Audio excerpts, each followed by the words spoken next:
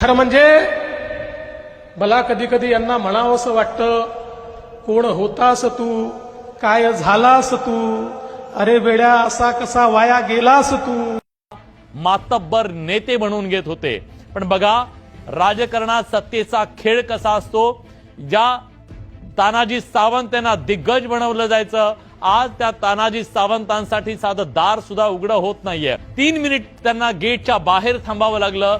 थांबून तरी काय उपयोग झालेला नाही, कारण 3 मिनिट थांबून सुद्धा दार काही उघडलेलं नाहीये.